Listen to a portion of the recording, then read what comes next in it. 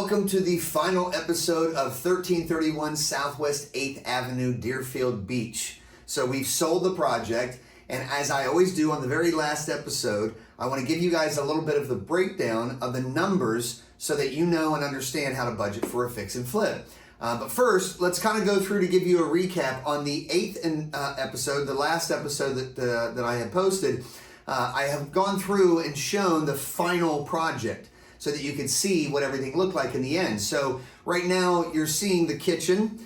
This was in the final episode. Obviously we did that open up kitchen that really came out nicely with the Carrera countertop and the waterfall coming with the little island there. So having that open kitchen was a really nice concept.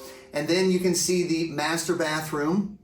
You know, the master bathroom was a little bit funky because of the spacing that we had, how we had to put the faucets in, but the shower came out really nice with all the stonework. And then of course the guest bathroom as well. Guest bathroom came out nice. We had those nice wave tiles and everything. So the interior was done really nicely. And the last thing that we did was the garage.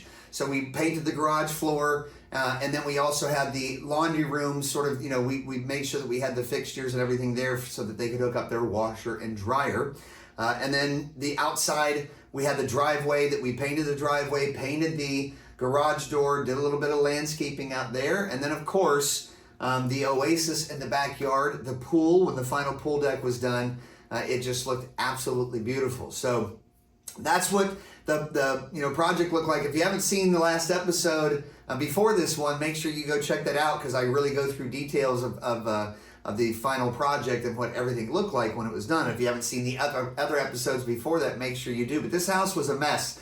There was a lot of extra contingencies, as we call them, or oops money. As you do your budget for your fix and flips, you always want to make sure you put your oops money in when there are issues in this property. If you remember, you're seeing a little bit of video right now of this property when we had the issue with the plumbing underneath and we had to drill out and do all of that, and you see all the framing in the house and everything, and we had to redo the framing and drywall work and everything else. So the house was a mess, but I purchased the property at $309,000. Now this was a probate property that was also a short sale, which means that there was no equity in the property. So there was an investor group that had completed the probate with the heirs of the family, and then they were able to do the short sale and get the property approved. I think they got it approved at like $200-some-thousand. And then I purchased the property from them for $309,000. Now this property had another title issue on it. I talked about it on one of the earlier episodes, and there was a little bit of a delay there of when I was able to be able to sell the property. So that's why the project took so long, because of the extra things that went wrong during the project, and then also because there was a title issue. But we got through all of that.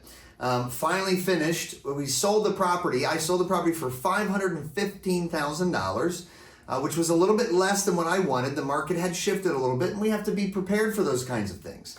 So I didn't make as much money as I wanted to. The rehab, the budget was at about $105,000, and then it turned out to be about $135,000. So it was $30,000 over budget for the issues that we had, like the underground plumbing, things that you can't see before you purchase a house. And no, we don't necessarily go and have all of the plumbing scoped and everything, for every house that we purchase. Over 10 houses, usually maybe you have one that has a few extra, contingencies or oops money that you have to put into it. So $135,000 for my rehab. It was about $21,000 for my holding costs and closing costs. And then selling the property, obviously I don't pay myself a commission. I only pay a commission on the other side. And so included in that, so the profit was about $35,000, and it was a low amount of profit because of the market shifting a little bit, and because of the extra things that I had to do in the house. But here's what you have to realize. I still made $35,000. So that's still a good profit at the end of the day. The reality is that this project was going to be on par to be making $100,000. But at the end of the day, as long as we're making money and we're not losing money on our projects over end, and I even know investors that will do 10 projects, they might lose money on one or two, but they make on the other 8, so they make it up, so it averages out. These are the things that you just kind of have to think about, but always make sure that you leave plenty of room in there for your oops money, because there are going to be things that go wrong. Murphy's Law. What can go wrong will go wrong. So just make sure that when you're making your offer to your motivated seller, that you're not, dealing with a little bit of FOMO, fear of missing out. And so when they want you to raise your offer another $25,000, $30,000, that could really be, biting into your budget and to your profits as well. So, that might not be a motivated seller. You might have to tell some of your sellers, sorry, that price doesn't work for me. You have to make sure that it works for you. You don't necessarily have to be so conservative that you come in with lowball offers, but leaving that, that amount. Usually on my rehab projects, I'm looking at, on these fix and flips, I'm looking at having about $100,000 in profit. That's kind of how I do my numbers. So anyways, I hope you guys learned something from this series on this project itself. There was a lot of work. This is the 9th episode. So if you haven't checked out the other episodes, make sure you go back and check those out.